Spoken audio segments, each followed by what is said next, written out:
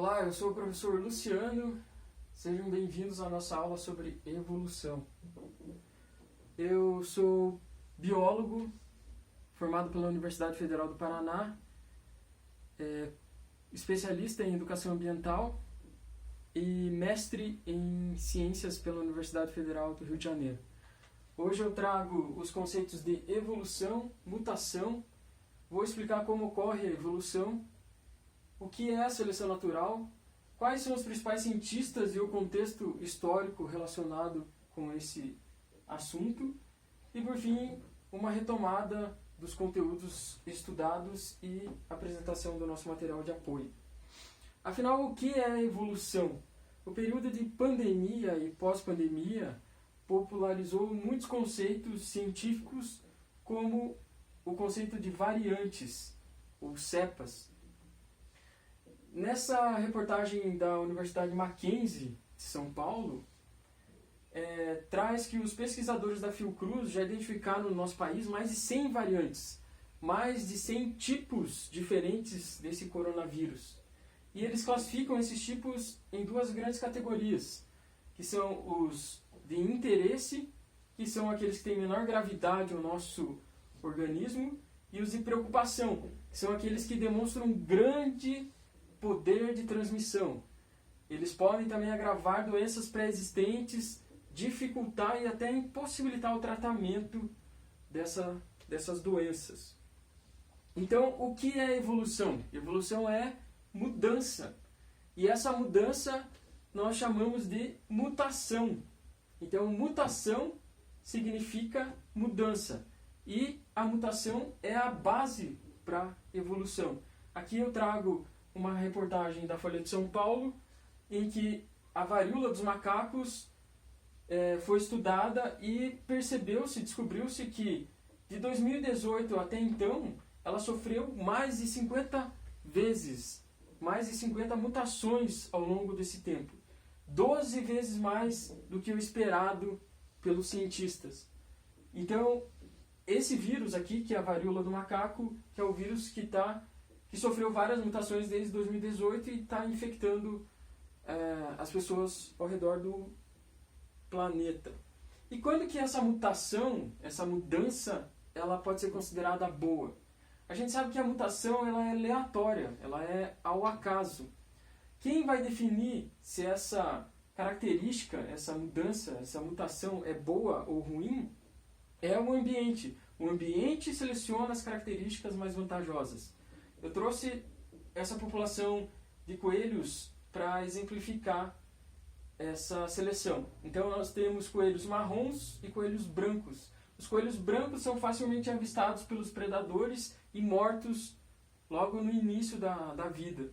Os coelhos marrons, eles ficam mais camuflados nesse ambiente, conseguem sobreviver, reproduzir e deixar descendentes. Logo, a população de coelhos dessa região, nesse período de tempo, tende a ficar marrom. Quem que está promovendo essa seleção da cor marrom é o ambiente. Quem descobriu que o ambiente seleciona essas características, essas mutações, essas mudanças que os organismos sofrem? Foram esses dois grandes nomes da ciência. Primeiro, Charles Darwin e pouco conhecido Alfred Russel Wallace. Ambos, de forma independente, chegaram às mesmas conclusões e às mesmas explicações sobre a seleção natural. Graças a um amigo em comum, um geólogo, Charles Lyell, Wallace escreveu uma carta para Charles Darwin, e quem entregou para Darwin foi Charles Lyell, e através dessa intermediação eles publicaram juntos em 1º de julho de 1858 esse artigo na Royal Society of London explicando como que se dá a seleção natural.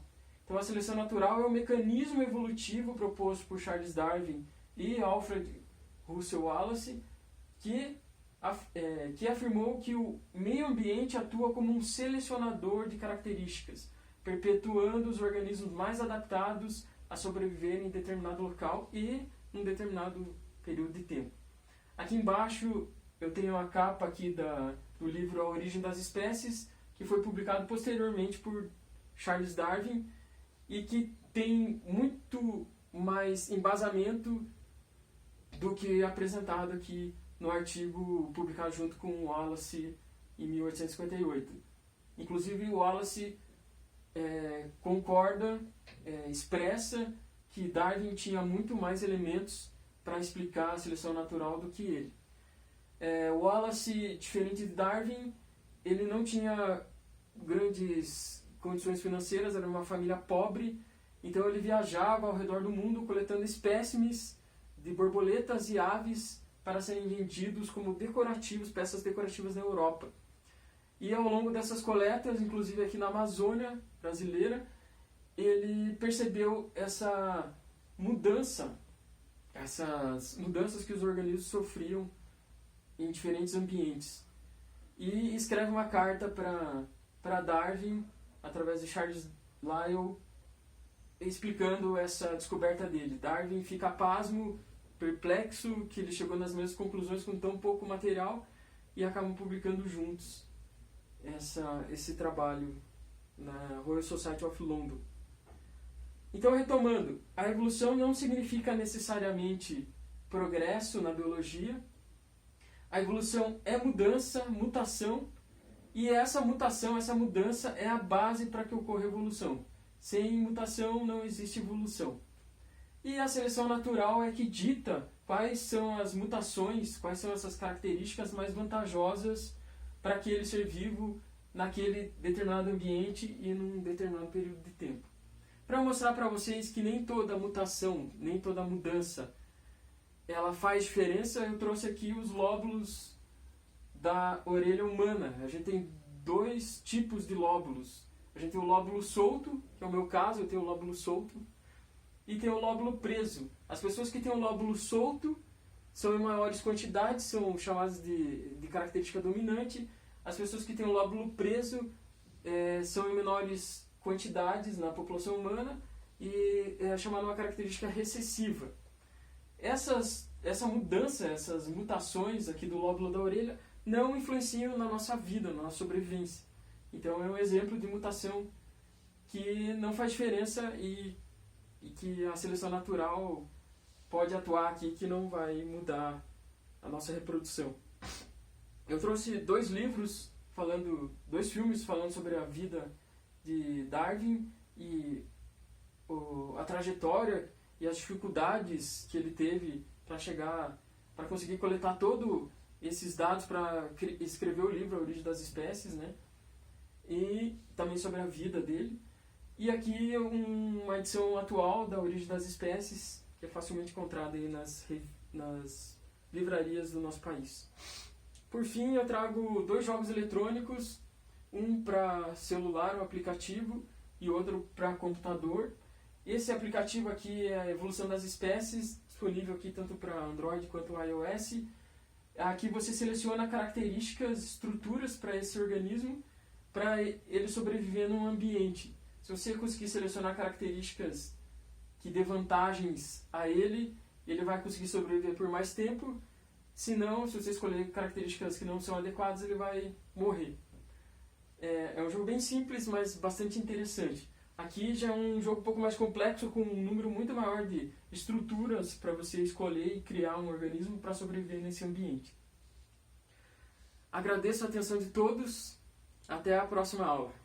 Obrigado.